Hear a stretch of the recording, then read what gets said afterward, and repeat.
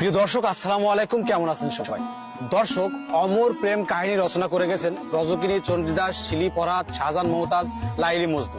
এই যে রজকিনী এবং চণ্ডীদাসের কথাটা আমরা শুনি, এবং এই রজকিনী এবং চণ্ডীদাসের ভালোবাসার এই যে অমর কাহিনীটা কিন্তু সমস্ত পৃথিবীর ভিতরে বিভিন্ন ভাষায় কিন্তু এটা রচিত হয়েছে।